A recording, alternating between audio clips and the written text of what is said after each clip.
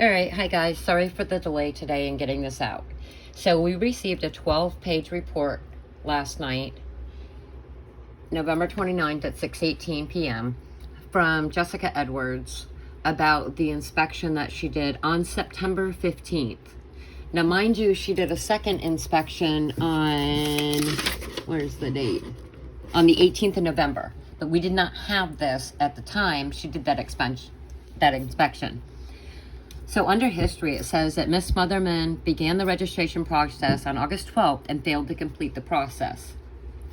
Well, on August 14th, Patricia Cabral says, please be advised that the department has received your application. And then down here, due to COVID-19, the licensing portion of the regulations will not be implemented until early 2021. Therefore, no fee will be due, blah, blah, blah. Also, the department will notify the rescue when it implements filing of the required plan. We were never notified.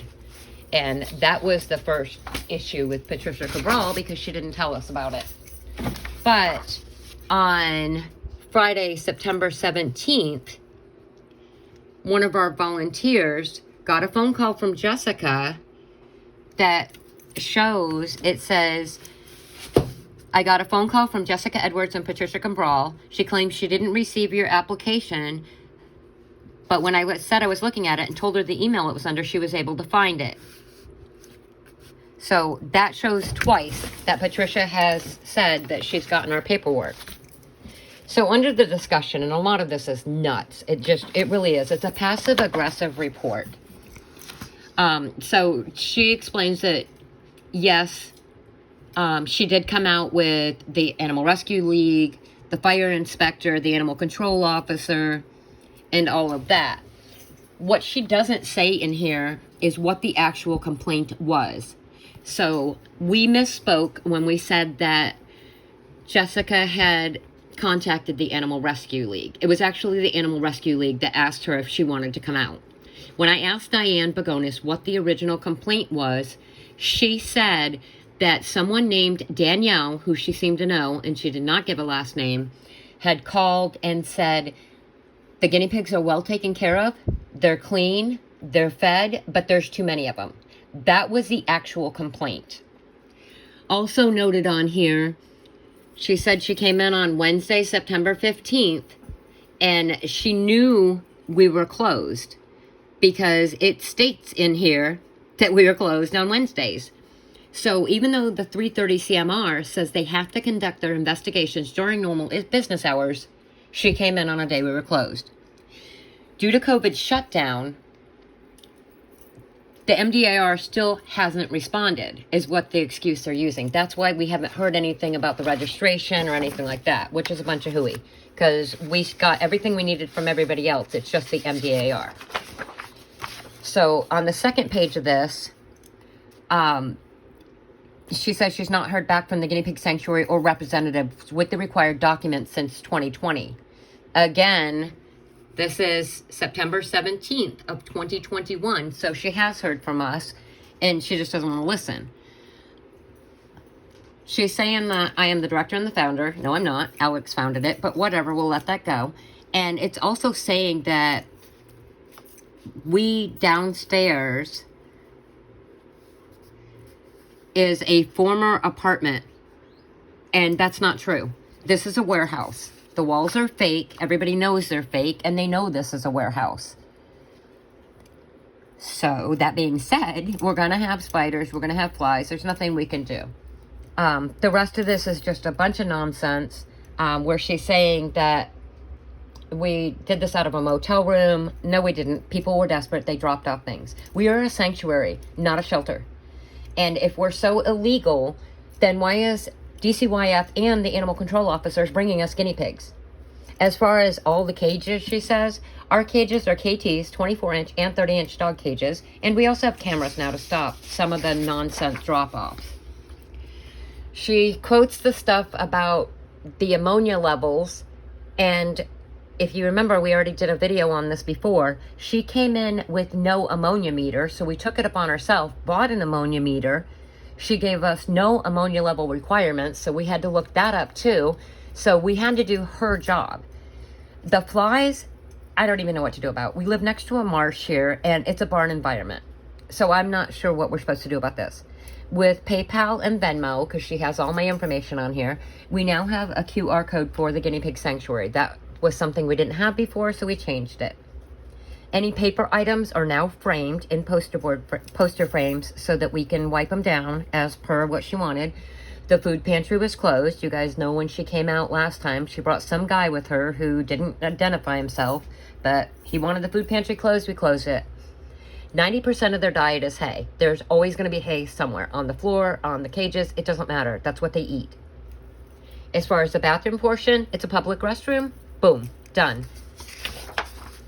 We have built the new quarantine room, and we have done many changes. Like, we have changed so much in this place. If you have been in here before this started and after this started, you can see all the changes.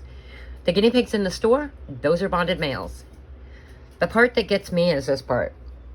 Midway through the inspection, the fire captain, Andrew Murphy, and building inspector, Scott Vanderwall, said they did not have any issues with the building or the guinea pigs on their end, and they left.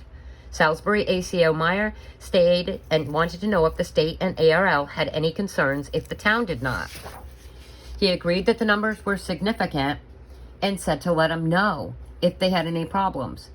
What it doesn't say in here is all three guys waited for Diane and Jessica to leave, and then once they left, Diane and Jessica came back again. So originally there were 5 people here for 2 hours. Then Scott, Steve, and the fire marshal left. And guess who came back? Jessica and Diane. They were here for another 2.5 hours. So that's 4.5 hours on a day we're closed that we use for cleaning that we had to spend dealing with stupid stuff. They're saying that the guinea pig was issued a general license to operate and that it expired on December 30th, 2020. But she didn't take notice of the fact that we have one that says 2021. And it says that right there, December 31st, 2021. See, she leaves out what she wants to leave out. Basically, they're not guiding or helping us at all. Everything that they needed changed, we've changed wording immediately. We've tried to make as many changes as we can. Like, the village has spent $19,000 trying to comply with the nonsense that we're under. As far as not receiving any of our paperwork and all that nonsense, we're listed on the Attorney General's website. To say that we haven't complied or provided them with the information is baloney. You can go to the Attorney General's website and you can see that we do have a board of directors. We have the articles of incorporation. We have everything that you're supposed to have as a nonprofit. And in fact, when they said they didn't get it for like the umpteenth time, I actually went to the Attorney General's website, downloaded the papers, and then emailed them all to them and showed them where I got it on the website. As far as the spreadsheet goes, our spreadsheet is public knowledge. Anybody at any time can come in and say, hey, can I see the spreadsheet for the guinea pigs? And I will show you the numbers. It's even color-coded. It shows you how many we have, who's here, who's not, who's sick, whatever. Our attorney also has a copy of the spreadsheet, but Jessica, even though she acknowledged that we had an attorney, wouldn't ask the attorney for it because it's much easier just to bug me. So Inspector Edwards and Miss Cabral were provided a document listing of the board of directors after an email request was sent inquiring it. It's been sent many times. Like, I have all these emails that show how many times we've had to send things to them. Have they done anything with it? No, because of the 4 times we've registered, 2, which I just proved to you in emails, they've never once sent us a report. This is the first report we've gotten. Their issue with the cat, any animal that the shelter fixes, spays, or neuters, we keep record of. The cat actually lives with Alex. He's a pain in the butt, and all he does is argue with the dog. Again, under her list, this is like the September 28th email. She's saying the ammonia is too high. We had to do the ammonia meter reading, and that was in a previous video, and our highest reading was 2.7. With the flies, again, it's a warehouse. Number 4, the quarantine room. That's almost done. We've got one more part to do with the contractor, and then the quarantine room will be all set. She does not want hay on the floor. 90% of their diet is hay. We go through 2 to 3 bales a day. That means even if the floor is completely, perfectly swept, when we come in the morning, those little buggers have pushed their hay, their poop, and everything else all over the floor. There's nothing I can do about that.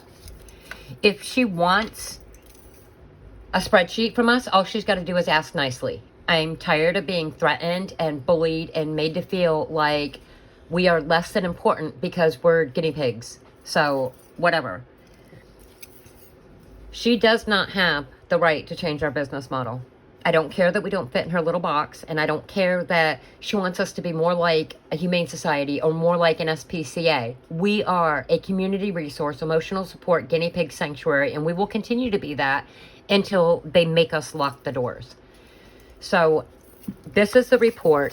If you want a copy of this report mailed to you, then send me an email, and I will write my email down.